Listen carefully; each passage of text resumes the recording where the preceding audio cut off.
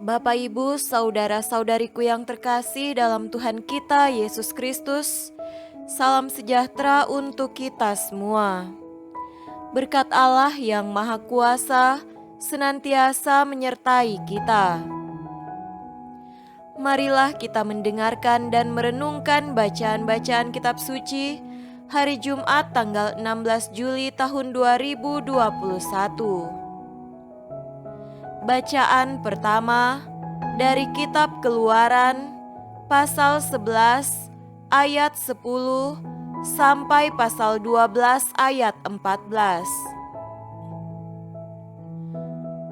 Musa dan Harun telah melakukan segala mujizat ini di depan Firaun. Tetapi Tuhan mengeraskan hati Firaun sehingga tidak membiarkan orang Israel pergi dari negerinya. Berfirmanlah Tuhan kepada Musa dan Harun di tanah Mesir. Bulan inilah akan menjadi permulaan segala bulan bagimu. Itu akan menjadi bulan pertama bagimu tiap-tiap tahun.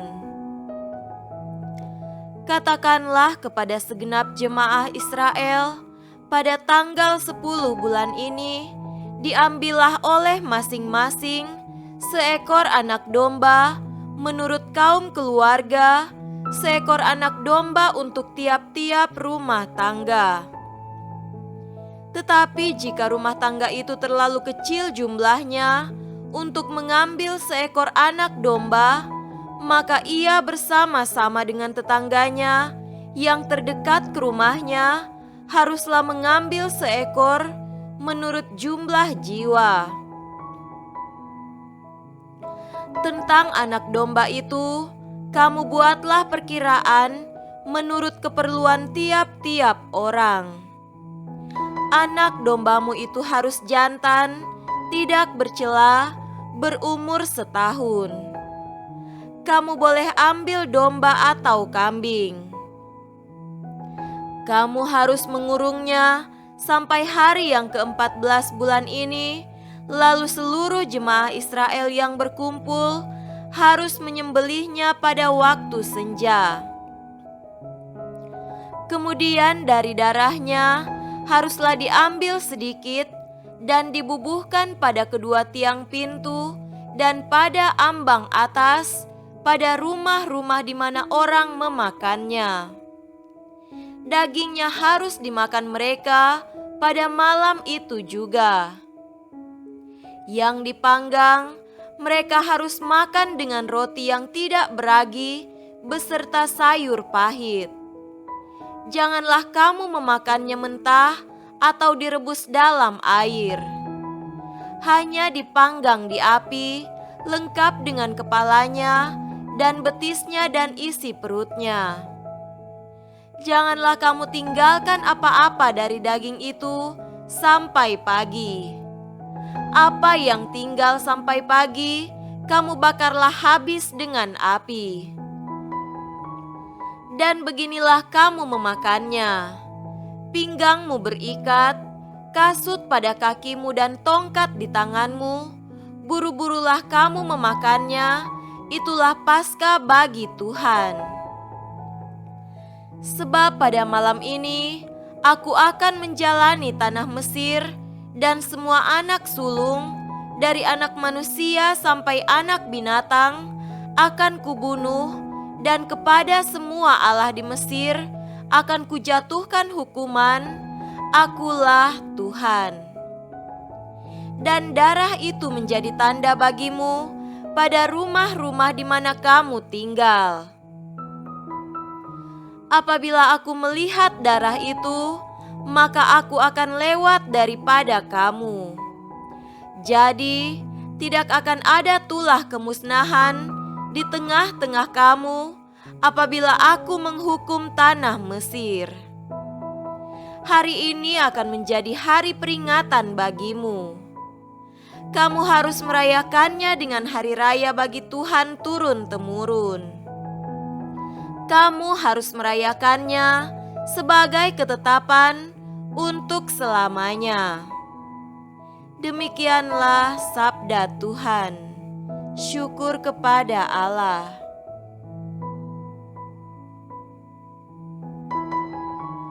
Tuhan beserta kita sekarang dan selama-lamanya. Inilah Injil Yesus Kristus menurut Matius. Dimuliakanlah Tuhan. Injil Matius pasal 12 ayat 1 sampai 8. Pada waktu itu, pada hari Sabat, Yesus berjalan di ladang gandum. Karena lapar, murid-muridnya memetik bulir gandum dan memakannya. Melihat itu, berkatalah orang-orang Farisi kepadanya, "Lihatlah, murid-muridmu berbuat sesuatu yang tidak diperbolehkan pada hari Sabat." Tetapi jawab Yesus kepada mereka, "Tidakkah kamu baca apa yang dilakukan Daud ketika ia dan mereka yang mengikutinya lapar, bagaimana ia masuk ke dalam rumah Allah dan bagaimana mereka makan roti sajian yang tidak boleh dimakan, baik olehnya maupun oleh mereka yang mengikutinya, kecuali oleh imam-imam? Atau tidakkah kamu baca dalam kitab Taurat bahwa pada hari-hari Sabat, imam-imam melanggar hukum Sabat di dalam bait Allah, namun tidak bersalah? Aku berkata kepadamu, di sini ada yang melebihi bait Allah. Jika memang kamu mengerti maksud firman ini, yang ku kehendaki ialah belas kasihan dan bukan persembahan, tentu kamu tidak menghukum orang yang tidak bersalah. Karena Anak Manusia adalah Tuhan atas hari Sabat. Demikianlah Injil Tuhan. Terpujilah Kristus. Saudara-saudariku yang terkasih dalam Tuhan kita Yesus Kristus, tema renungan kita pada hari ini adalah beragama yang benar. Sebuah kisah disadur dari buku Anthony de Mello yang berjudul Burung Berkicau seperti berikut ini. Setiap kali seorang imam mau melakukan ibadat malam, ia terganggu oleh suara kucing yang mengeong-ngeong. Ia pun meminta murid-muridnya mengikat si kucing itu setiap kali mereka akan melakukan ibadat malam.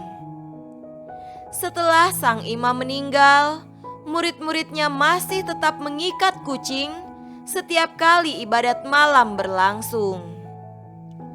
Mereka menganggap bahwa mengikat kucing adalah bagian dari ritual ibadat malam. Ritual mengikat kucing itu pun dituliskan dalam kitab-kitab tafsir oleh para murid yang mengisahkan peranan penting kucing dalam mengatur ibadat malam di biara. Aturan agama sering dimengerti dan dihayati secara buta oleh para penganutnya.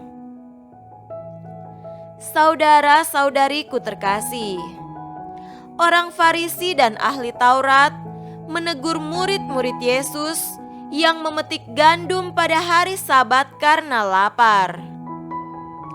Orang Yahudi menggeser makna hukum Tuhan tentang Sabat dengan memutlakkan aturan dan meletakkannya di atas hukum utama, yaitu belas kasihan. Yesus mengatakan bahwa Anak Manusia adalah Tuhan atas hari Sabat. Belas kasihan kepada sesama atau keselamatan manusia jauh lebih penting daripada aturan keagamaan yang kaku. Orang Yahudi memegang pemahaman yang salah tentang aturan keagamaan dan berhenti pada pelaksanaan aturan secara kaku. Mereka melupakan hal yang jauh lebih penting, yakni hukum kasih yang menjiwai semua aturan keagamaan.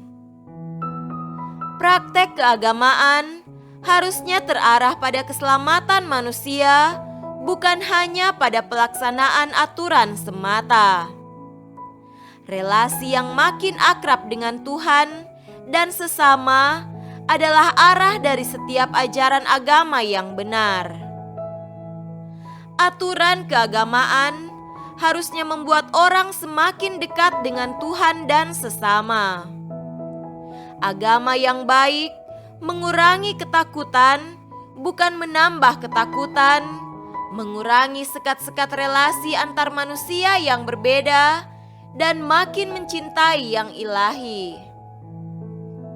Agama yang baik mengurangi ketakutan, bukan menambah ketakutan, mengurangi sekat-sekat relasi antar manusia yang berbeda, dan makin mencintai yang ilahi. Lakukanlah kewajiban agama demi kemuliaan Tuhan dan keselamatan sesama.